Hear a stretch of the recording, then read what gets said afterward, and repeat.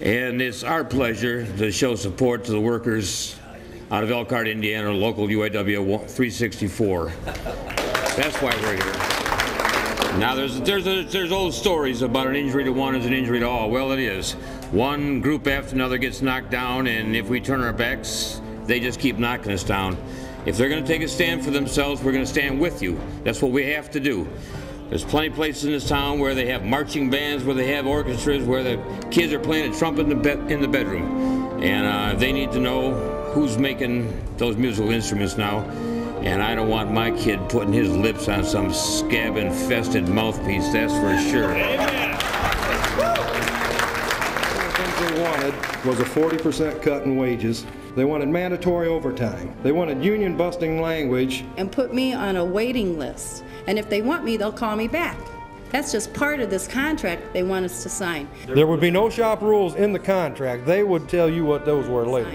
Now, why would I want to sign a contract that's going to put me on the street, not back in the shop, no longer on strike, so that means no more insurance, no more strike pay, and just be out there in limbo? With that happening, 4,700 years of experience went out on strike. Stand up and put a stop to the corporate criminals. Because they've got nothing but contempt for the working class in this country. How long does the working class want to support these people in their effort to put you out of your business and your livelihood and make a poverty person out of you? Steinway's made $111.5 million profit. Out of our shop alone, we made 43% of that profit. Yes, we get paid well, but we get quantity and quality. To them, it's about, you know what, it's time to put a stop to it. It's time to take this strike and stand up and put a stop to the corporate criminals.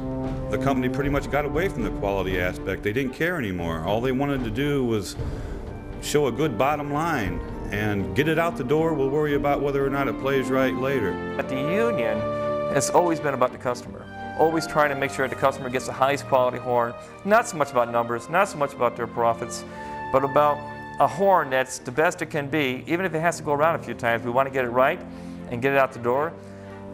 The company, on the flip side, is interested in numbers and getting out a certain number of horns about every month. And that means that whether they're done or not. And I think for the customer, if it wasn't for the union and they're speaking up every day and having a union to protect these workers, if we didn't have a union, we couldn't speak up. We'd be gone.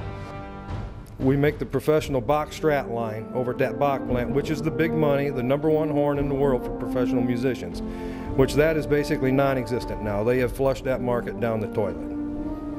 So a lot of companies come out with a true Bach. They're talking about going back to the original way. The way we've been doing it for 30, 40 years is the way Mr. Bach himself taught us and wanted it done. You have to have 3 infractions, then your last one you'll be terminated for, but they're all consistent. It has to be for the same infraction. Okay, the new deal there was any 3.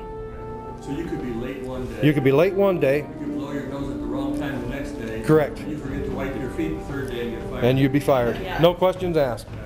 With no grievance. Okay, that's like $17 million.